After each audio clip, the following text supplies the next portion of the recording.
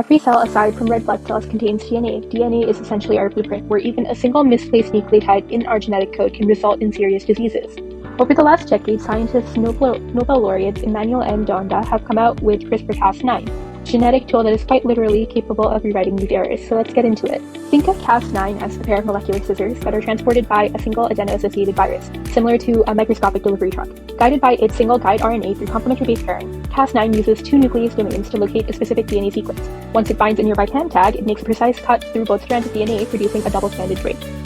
The cell then activates one of two repair mechanisms, either the non-homologous end joining pathway, which rapidly connects the DNA ends, but often introduces small insertions or deletions which alter the sequence, or the homology-directed repair pathway, which uses a template to restore accuracy, although it only operates when the cells are dividing in the synthesis or second growth phase. While this is effective, this cut and repair strategy can often cause off-target effects and chromosomal rearrangements, limiting its precision for therapeutic use.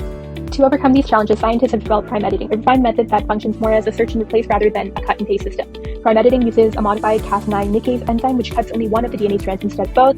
This nickase is also fused to reverse transcriptase enzyme which forms a single complex. Together, they are guided by prime editing guide RNA, which is more advanced than the sgRNA used in traditional CRISPR. Once the Cas9 nickase identifies the site, it cuts the strand a few bases upstream, creating a 3' flap or an overhang. From there, the reverse transcriptase enzyme begins its job, where it uses the reverse transcription template on the pegRNA to extend that 3' end of the nick DNA, which quite literally writes the new corrected sequence over the old one nucleotide at a time.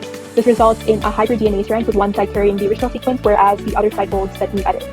The cell's mismatch repair machinery detects this change and replaces the old sequence with the newly synthesized one, sealing the strands using DNA polymerase and DNA ligase. Overall, prime editing enables all 12 possible base-to-base conversions, which theoretically allows it to correct nearly 89% of all known disease-causing genetic variants, which includes decreasing LDL cholesterol. So let's compare. Unlike the original CRISPR-Cas9 mechanism, prime editing avoids double-stranded breaks, which minimizes errors and unwanted mutations, making it more precise and causing it to have higher fidelity than the original mechanism. However, the original CRISPR-Cas9 mechanism can be transported into the cell using a single adeno-attenuated virus, whereas the prime editing complex is too big for a single virus vector, requiring either a dual virus vector or another transport option such as lipid nanoparticles. It also lacks the same probability and predictability as the CRISPR-Cas9 mechanism.